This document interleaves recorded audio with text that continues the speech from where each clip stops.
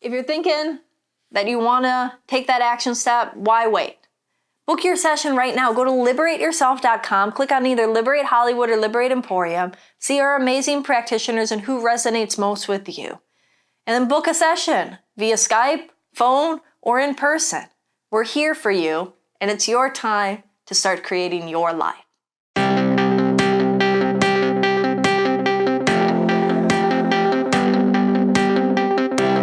For centuries, mankind has been fascinated with realms outside of our conscious awareness.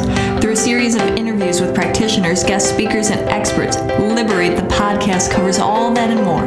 From health and holistic healing to the supernatural, we aim to educate, motivate, inspire, and liberate your consciousness.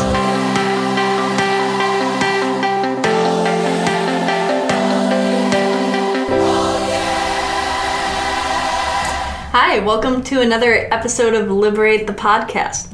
Today we're actually going to flip the script a little bit, and I'm going to turn the reins over to Rebecca, one of our practitioners and beautiful souls that are a part of the Liberate family, and she's actually going to, interview me. Now, what better person to do this than Rebecca, because she has her own podcast, Everyday Seeker, so she does this regularly anyway, so she probably is a better host than me, so. I wouldn't go there. But, so today, meet your host, Rebecca. You want to tell a little bit about you, and then we'll yeah, sure. So I actually am the one that edits this podcast. So I work here at Liberate. I do a bunch of stuff out in the front of house. I also am a musician and an astrologer, and I have my own podcast. So I kind of help them get this one up and running. I take everything and make sure the music gets put in the intro and at the end, and I put it on iTunes and I do all that stuff. But and she was the one pulling my arm here and saying, "Wow, we need to, we've been going through a lot of the practitioners and the staff, but we haven't done yours yet." Yeah, we haven't done yours yet, and I think that it's important because you are the seed of this whole This is a cute little metaphor. This whole Liberate Emporium tree. It's growing so much. So I think people that are connected to Liberate Emporium are always curious about connecting with the root of the founder and the creator. And I know when I find a connection with any sort of book or teaching or place, or I'm always curious about the origins of that and who's behind it. And so I think that it's amazing that you agreed to sit in the seat today and share a little bit about that. So for everyone listening, this is Cristina Dam. She's a hypnotherapist, which is just one of many hats that she wears, but she is the founder and creator of Liberate Emporium. So we are a healing center here in Los Feliz, Los Angeles. A lot of people don't realize when they walk by the shop, they're like, oh, it's a little crystal shop and there's incense and there's a healing center in the back, right? So for those of you that are already longtime listeners of the show, then you might know that. But she is a practitioner here. She has single-handedly built this place from the ground up. Now we have a community of people that all pitch in and work together, but she is the force behind it. She is the vision behind it. So I'm just going to ask you now, what is Liberate Emporium, just to break it down, because there's so many components of what Liberate Emporium is. Well, I guess to best answer that is, Liberate Emporium is, the way that I look at it, an energy that is manifest into now a physical entity. But before creating this, I always had the vision of, I love the word liberate, I love the word liberation. I was going to start a clothing line that I probably will do at one point when I was big into fitness and things like that was going to be called Liberation. And my whole model behind that was education and inspiration through creation. And it always stuck with me. And, the whole dynamic of liberate is, you're taking and you're moving from one level to the next, right? It's this hierarchy of evolution. It's this step above. When you liberate somebody, you can't help but to think that you pull them out of somewhere lower and bring them up to somewhere higher, right? Wow. And it was, I have, people that have met me and people that will meet me in the future, the one thing that I always get is that I have a very strong childlike energy. And it's my favorite thing about you, actually. And so I like to play a lot, and when I dove into my own spiritual practice and looking at other centers or places or schools of thought, I've found that the one thing about anything, and in dealing with regular therapy, which is my background, I was a regular therapist first and stuff like that, but is to play. To not take life so serious, and to, even when you're in the most difficult moments and the darkest moments, how can you find laughter and joy in there? How can you know that it's just part of the journey, that it's not the end of the world, it's not the end of a situation, it's a wrench that got thrown in, but it doesn't mean that you can't play. And for years prior to being here, I worked at rehab centers. I would teach classes, and one of the big communities that I worked with was people that would, for a long time, I would do classes and stuff for people that got DUIs. It was an outpatient program that people were mandated to go to. So now I'm sitting here having mandated people having to come into this class that they don't want to come into, and I'm supposed to tell them something about life, And the premise of that was really teaching about right brain, left brain balance, and how to find joy and laughter and fun, and bring more right brain emotions, which your right brain, for those that don't know, is your creative, imaginative, it's your feelings, it's your emotions, it's that whole picture type of perspective. And whereas your left brain is very analytical, reasoning, judgmental, it's the part of you that is really kind of thinking about the future, analyzing the past. The right brain's in the moment. So it's like, how can you bring more of the in the moment and fun within every day so that you can enjoy life more, so then people aren't escaping as much and grabbing the bottle. Right. And so when Liberate Emporium came into the place, confession, Mr. Megorium's or whatever, Toy Emporium, like that movie, that Emporium, I liked that because it embodied fun. To me, it was play, right. and it was how can we take this quote unquote serious thing of liberating some person's life or situation or circumstance, but still add a level of fun and approachability to it and play. And so that's how the name came about. Right. Well, now this is maybe perhaps a bit more of a personal question, but how did you come to have that perspective of understanding how important fun and lightheartedness is? Because that seems like it would have been one of your own, either a wisdom that you were born with or like a lesson that you had to learn. I mean, and I should say too for the listeners, Christina's extremely young. So the fact that you were a regular therapist and then a hypnotherapist, and now, you're also a pranic healer, you're a shop owner, like a businesswoman, you're a writer, you've got all these other things. Like you've lived 1,000 lifetimes almost, it seems like, in this one, because you have so many things popping off all the time. So I'm just kind of curious. It seems like a lot has happened to get you to this point. Which I think I know, and this is about, really looking at life, the cliche, life throws you lemons, make lemonade, Right. It's the circumstances that people have to go through in life are sometimes their biggest gifts. And so as a child, I was severely ill. I had an autoimmune disease. I mean, I still do, but I masked that with a lot of natural health, and I'm not on medicine, but they couldn't figure out what was wrong with me, and I lived a large part of the time in the hospital. So I was constantly sick. So when I I learned that I had to make the best out of a situation if I wanted to, and think about like a little kid, 10, 11, 12 years old, if you wanted to experience something fun, if there was a school field trip or something like that. And I mean, I have memories of there was a camping trip, and I was so sick that I was puking off the side of the canoe when I'm 10 years old or whatever, but I wanted to go, and I knew that I'm always sick anyways, so I have to try to make the best out of it. And I think that having such adversity in my health and like problems with whether I felt, good, I constantly was making the best out of situations. And I valued the time when I felt good. Right. And I think that got carried into, adulthood and the level of fun and the level of play. I think that's probably where it came from. Also, you are a lot healthier now. I mean, you still have some health challenges, and we all do.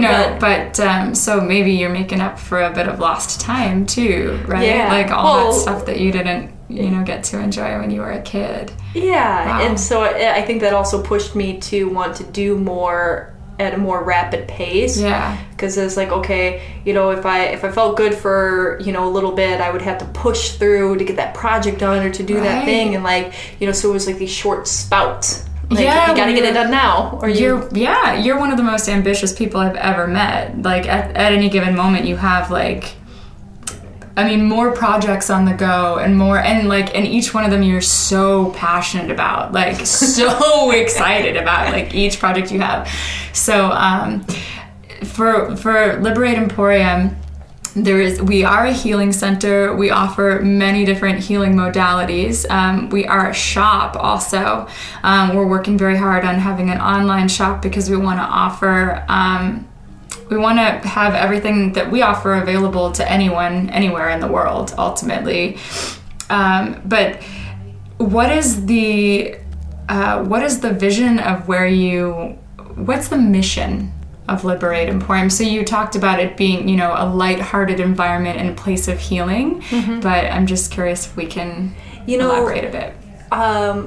Without getting into like a cliche like mission statement of a business or whatnot, the more on the vision of where I see this going is really establishing spirituality and hope back into the hearts of millions of people, and through the aid of bringing different cultures and belief systems and merging them and bringing them into accessibility to the masses. Is I want to take what is been for a large portion of its history.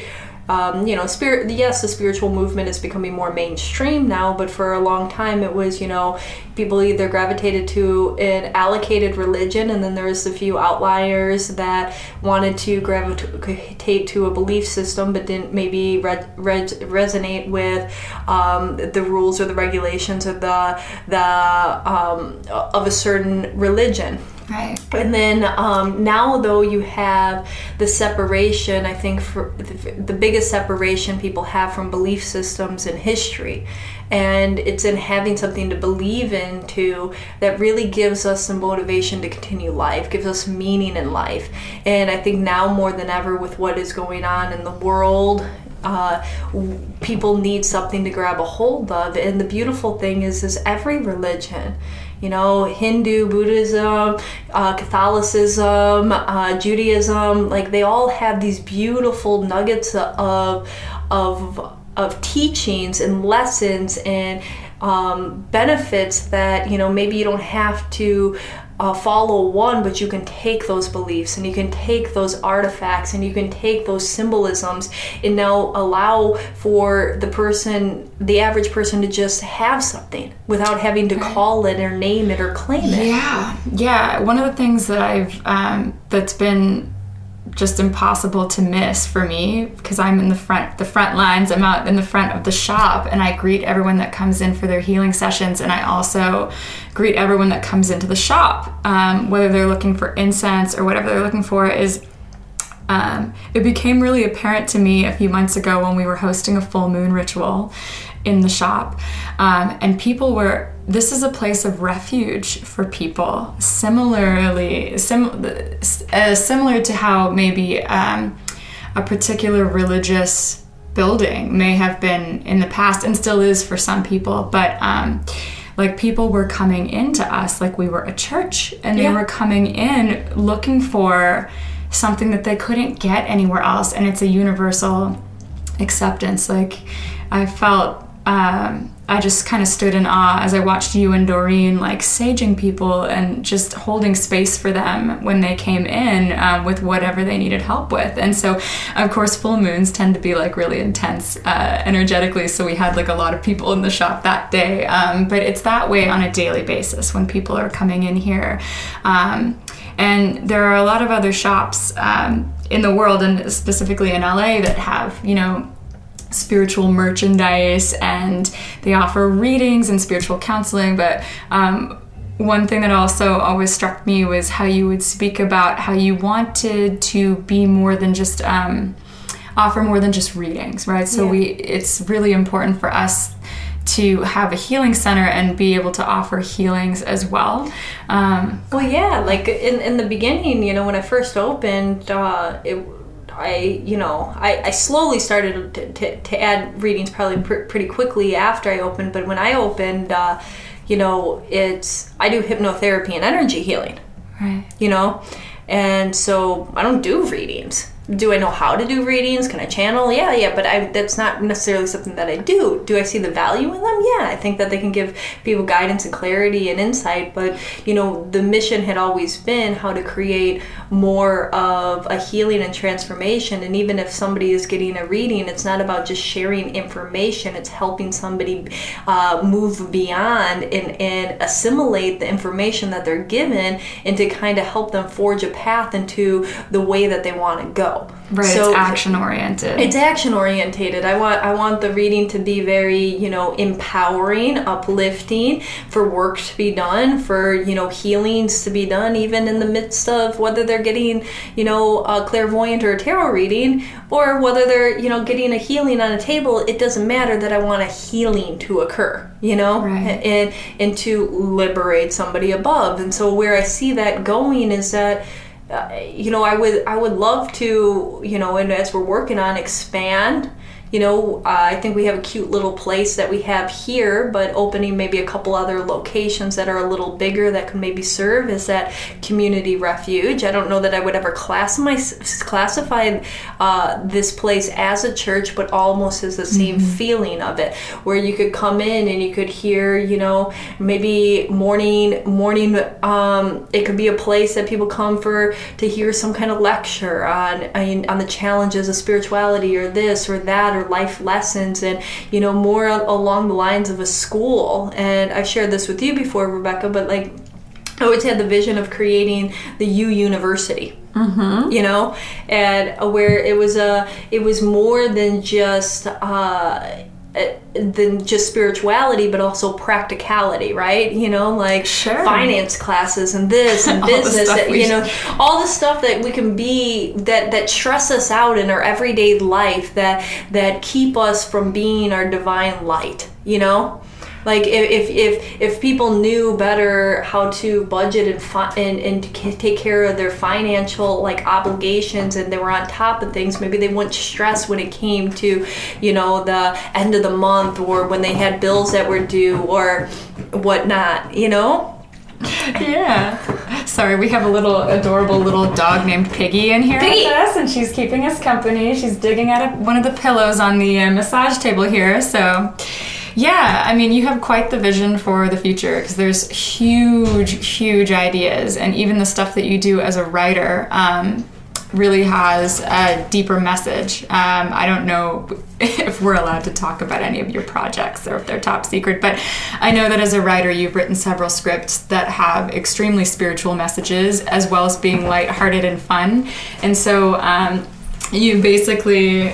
are just inspired to kind of bring joy and excitement and elevation and liberation to a whole bunch of different people. Yeah, and we'll see, you know, like, I guess I will share the one that's tied into this in particular, is that, let's just say, very soon into the future, maybe you'll see a sitcom, and people can, you know, kind of critique that all they want, but, you know, I think that there's different levels of entryway into awareness, and that even if you make fun of some of the things that we might take seriously, it still brings that awareness to it and starts to shift, and it's all done in fun and love and enjoyment and laughter, but it makes the person that maybe doesn't understand what a burning ritual is in middle America have the ability to watch it, and even if it's done in a comedic way. Right. Well, just to make things accessible, because this is one of the things I always think too is everyone,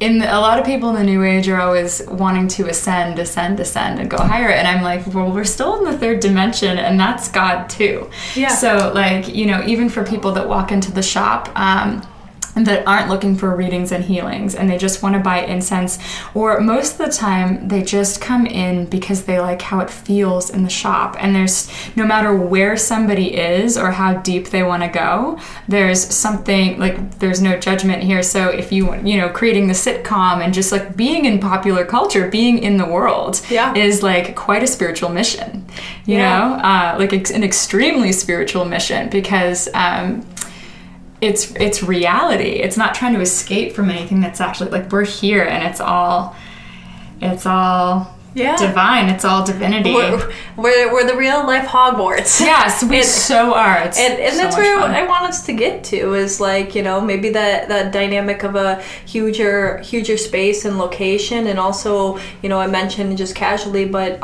importing and bringing in spiritual artifacts from all different types of cultures and religions and places in the world, and having that imported, authentic, good quality, and where you're all of these belief systems are very valid, and all of these tools might speak to other people. And so, whether somebody's picking up worry dolls from Guatemala and they're giving it to their kid, or they're using it themselves and they're teaching them, okay, now you lead the worry to the little doll and you put it underneath your pillow at night, and the doll will take that worry away while you sleep. I mean, that's a beautiful thing.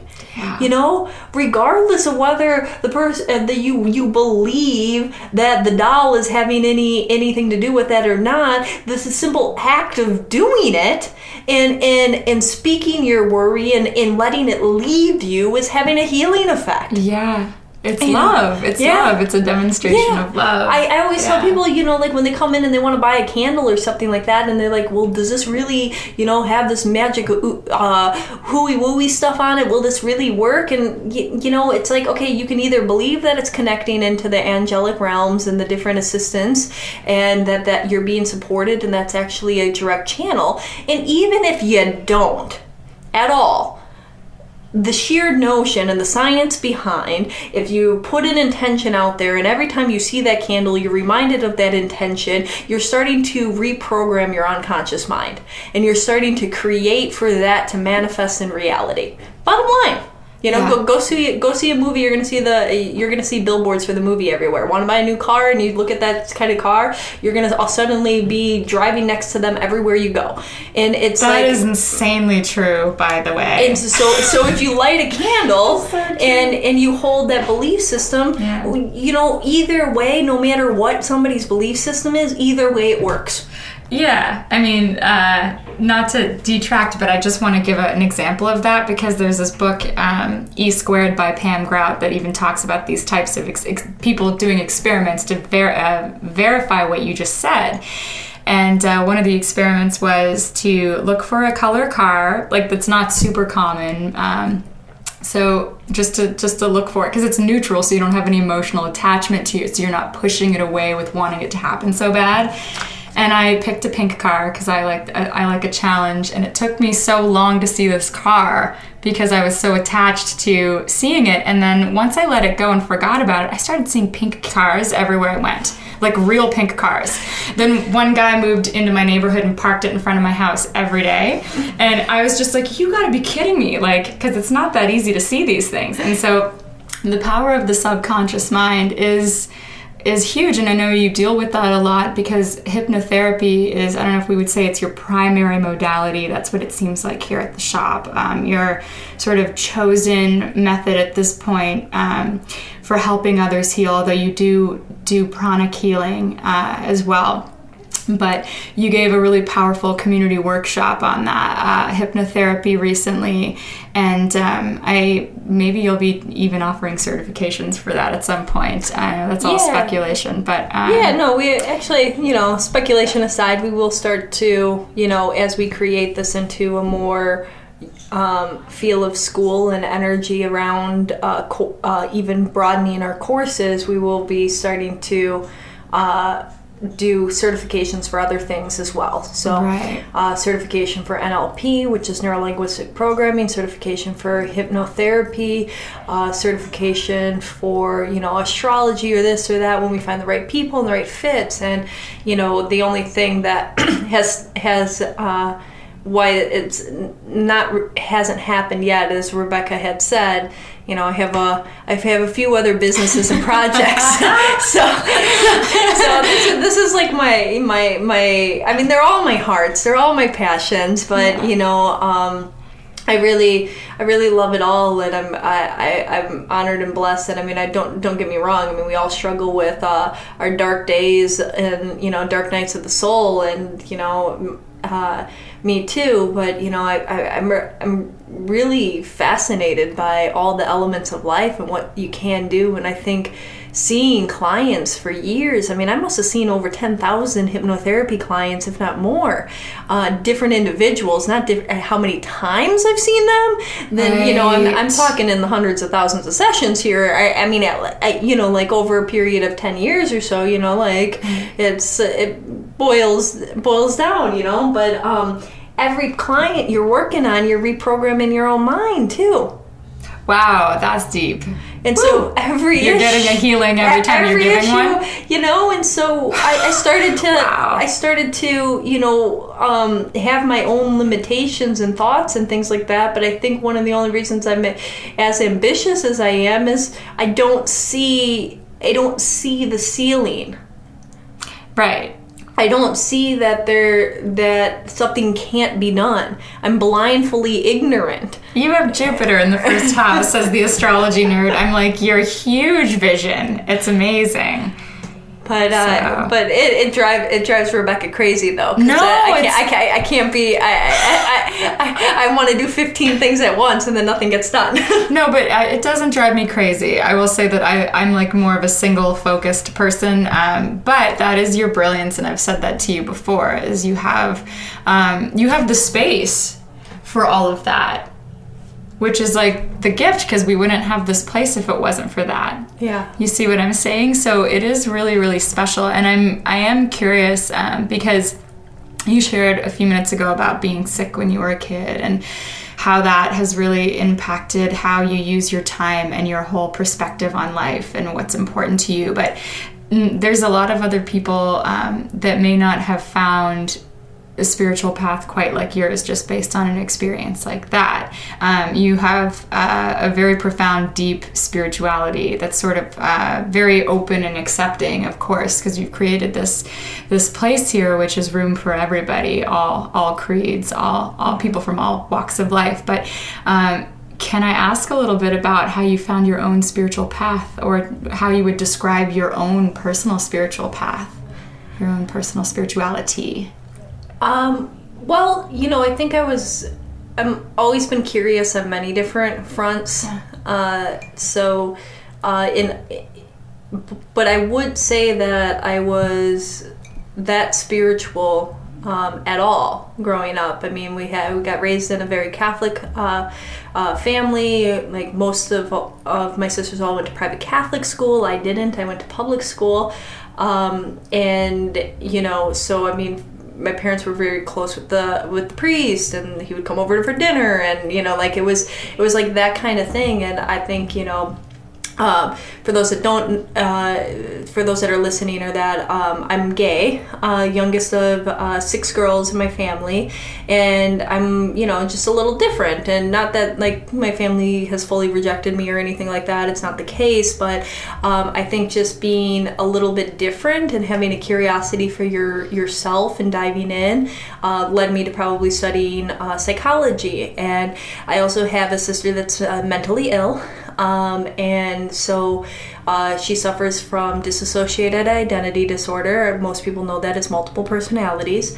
So she's been in and out of institutions and, battles with that. And so the curiosity to also study psychology was embedded in that. But I went with the study of psychology, and I did major in psychology, minor in biology for my undergrad. So science-based, not spiritual based. And so when, it wasn't until I was out in California, and my oldest sister's out here too, and she would drag me to some Kundalini yoga classes, and that started to awaken. I remember my arm froze one day, and it really freaked me out, and I couldn't move it, and the energy, and it was undeniable. And I don't know if this was before or after, but I did this soul searching journey where I got a one-way ticket and I went to Europe, and I was just trying to find myself. And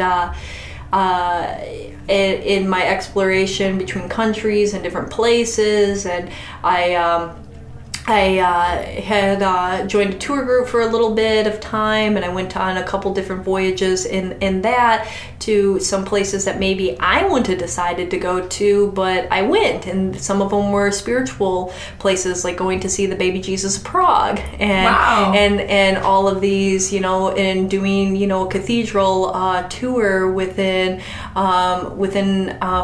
Florence, Italy, and I had all of these places that I went and I experienced. And I remember I had a couple of really weirdly profound things that happened that were kind of trippy, and some of the people that I was so one of them, I was traveling with this Aussie guy. He was hanging out with me, and we were camping at this campsite. It reminded me of the campground that you stay in as kids. I mean, they had cabins, so you weren't sitting in tents, but that's where, sometimes, saving money, So, so we went to this church, and it, I had this, weird experience happen that I can't really explain, but I felt like this divine energy coming through me, and and then I was weirdly almost went into a hypnotic trance, is what I would say now. And this guy, he kind of freaked out, and he was atheist and didn't believe in anything, and he was just I don't know what's going on. And it was just some people came up to me, and it was just really weird. I don't have, my memory has been a little weird lately, but there was that, and we talked about it at the campfire that night, and he was telling the story while he's having drinks, and he's I don't know, I think I believe in God now, because I don't know what the hell happened, And so there was that. And the one that sticks out to me the most was when I went to see baby Jesus of Prague.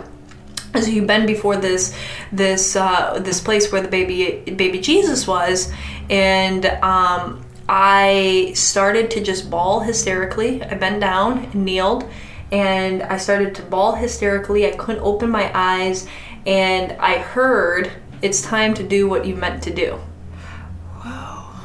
And then I almost was what are you talking about? And then the words were something along the lines, "You had enough time, it's time to get into action."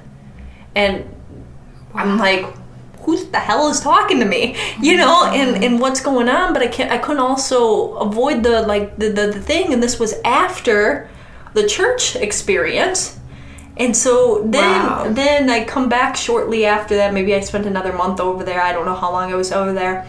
And after that, it led me into studying hypnotherapy, which then I dived deeper into all different types of energy healing, studying Reiki and pranic healing, and getting into bars and different things, all different things. Not the traditional Access bars, but there was a different one that Eric Burns or whatever his modality, and then looking at all of this other stuff and being fascinated, taking tarot classes and Akashic record classes, and pretty much you name it, I've studied it, and I fell down a wormhole, and then that's where I led. Yeah, that's incredible. I actually never knew that about you, so I'm so glad that you asked. That's really fascinating, just because one does not simply open a spiritual center, healing center, just because. Yeah. So I'm like, there has to have been like, a series of events that prompted such deep, profound work, because this is like your, among your life's work, because I know that you're also, your personal spiritual mission also involves being a writer, and that's very important to you as well. And that's also, it's interesting because that's also affecting people spiritually and filling them up with joy in sort of a different but the same way that they're going to be fulfilled when they may come here seeking healing treatments. Creating projects that change the world. I don't know, like it feels like it's something greater than me. Like it's not even like me anymore. It's like, it's me because it's me, but it's not me. Like.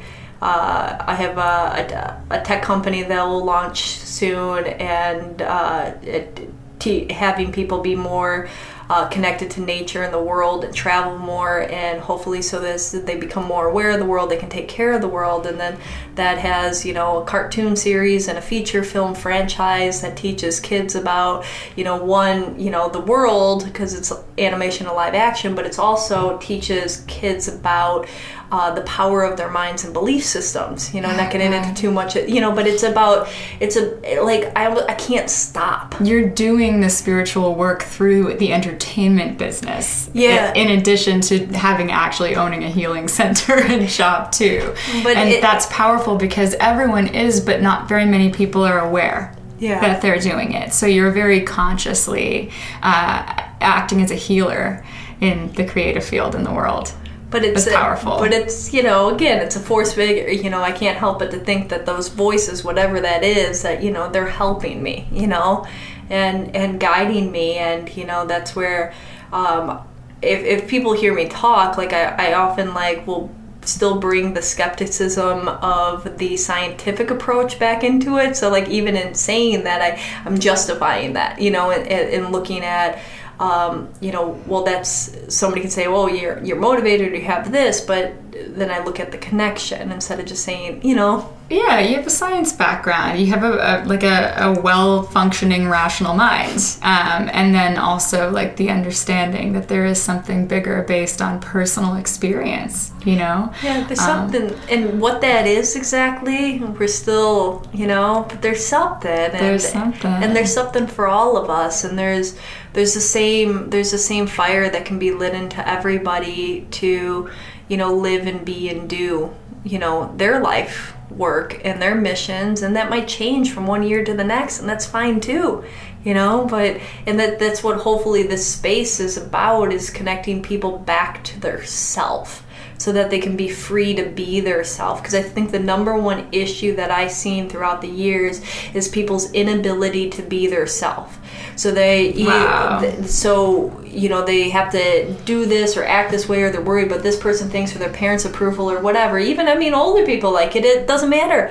And so everybody's living within a shell of their self instead of actually being their self. And if they can step in and be free, we just, we can have everybody be happier, more well-rounded, positive. And if you're free and you love yourself, I've never seen somebody that's super happy and authentically love themselves be mean to another person.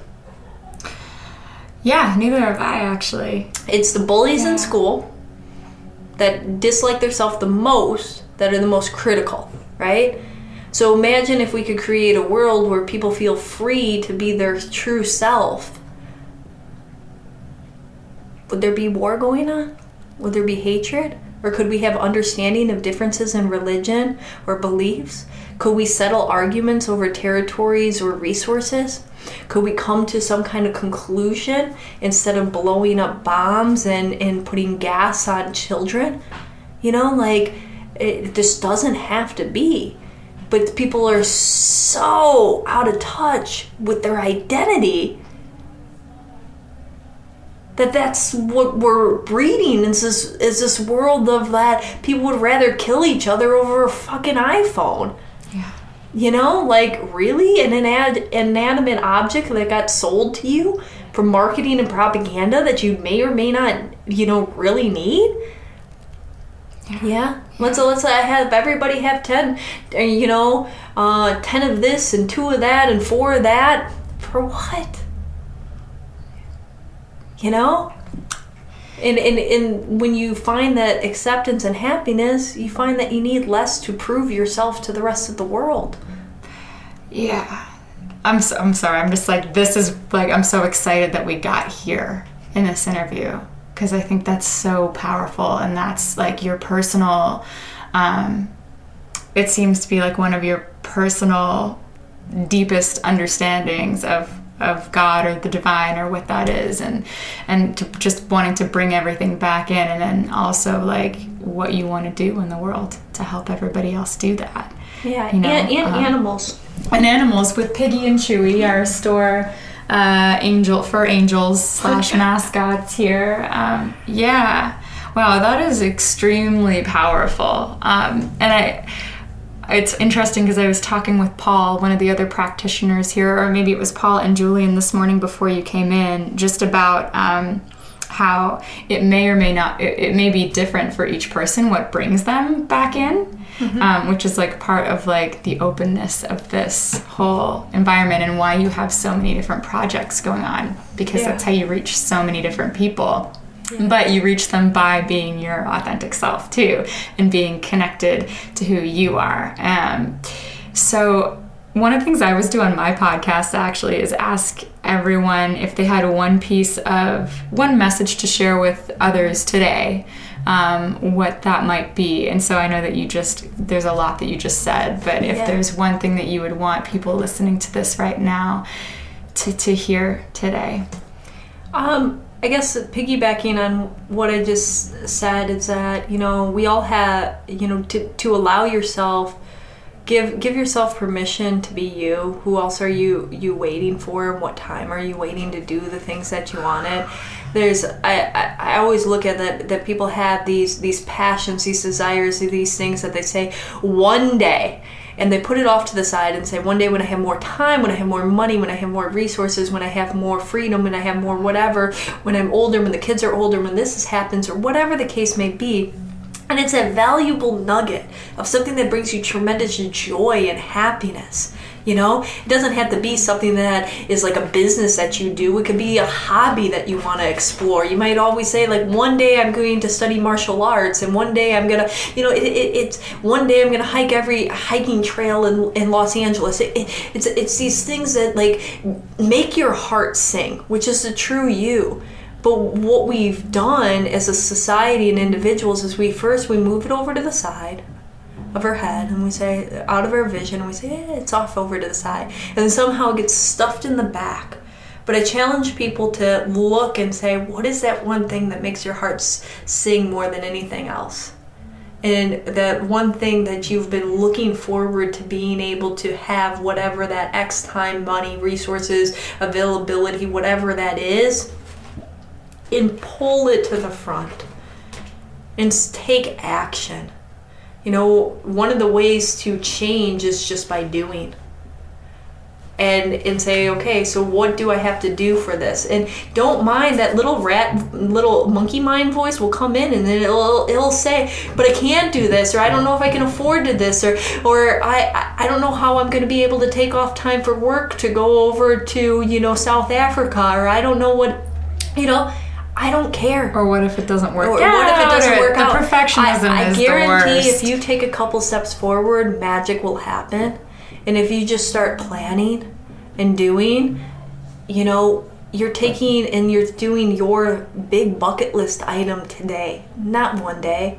And that's going to allow you to get more on your everyday true self and let go of all of the rattle. And I think that if that's one thing people can start to do. Priorities. Speaking of priorities, most people live their life with no time for their self and everybody else, whether it's other friends, family, career stuff, workplace stuff. Everybody has all of these other priorities that they make more important than their self. But it's their life, not anybody else's life, that they're living through their eyes and their mind and their body. It's not somebody else's. So why not prioritize and put you? It's not saying that you're lacking on those priorities.